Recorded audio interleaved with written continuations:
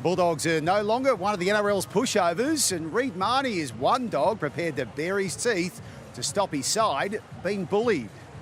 They're fast emerging as the season's biggest surprise packet. But if you speak to the players, it's anything but a shock that the Bulldogs are suddenly being talked about as finals contenders. When did you start to think maybe you can play finals? First day of pre-season. Really? I think our recruits that have come to the club have all brought a different personality, a different skill and different type of leadership that we're probably missing. Everyone's playing their part. Reid might be the smallest dog, but he has plenty of bark. Today he explained why. I only carry on because I'm there to protect my mates, and for years and years this club's been stood over and walked as an easy beat, and it was time to put a line in the sand, and obviously it looks like I'm being a pest or carrying on, but I'm just standing proud for this jersey and for the boys around me, so that's how I take it. You don't mind being a villain? Just doing my job, mate. So we're winners, so that's all that matters. It's quite fun to watch. For some it is, I guess.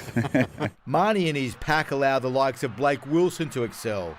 The Noosa Pirate was recruited by Phil Gould on a $50,000 contract. He admired Pirate turned Bulldog Moses Mbai, and a team trip to Belmore stayed with him. It was always, I guess in the back of my mind it would have been cool to play here, because I came here when I was 13 with a football team just to watch them train, and it was my first experience with an NRL team. Blake's dad John was his coach, and Mum and Dad got to witness his try-double yesterday. Did he always want to do this?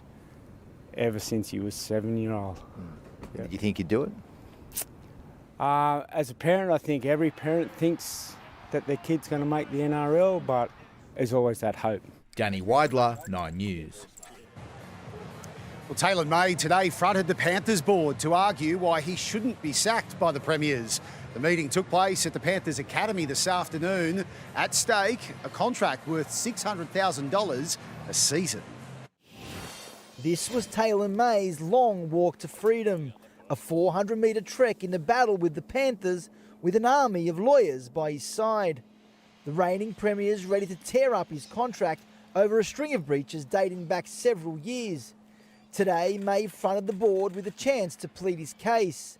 Among the breaches, his assault charge on the Sunshine Coast back in 2021, plus accusations of foul language on social media. There's a fair bit of the process to go yet, and so we'll get advice after today and then go back to the board and see where it lands. Has Taylor May played his last game for the Panthers? I couldn't say he has or he hasn't because, as I said, the process is only halfway through at the moment. The breaches unrelated to domestic violence allegations that have left him ineligible to play under the NRL's no-fault stand-down policy. He has pleaded not guilty and is due to front court in March next year. May dodged the cameras on his way out today. His lawyer, Abdul Reslan, tight-lipped on his client's future. Well, Abdul, how'd the meeting go today? Do you think Taylor will play for the Panthers again? When do you expect an outcome? I would think it'd be a couple of weeks at the latest. Complicating matters is the fact the Panthers knew about most of May's indiscretions prior to them signing a 2-year, $1.2 million extension just 3 months ago. It's now in the hands of lawyers to determine whether they have grounds to sack him. At Panthers Academy, Michael Chamis, 9 News.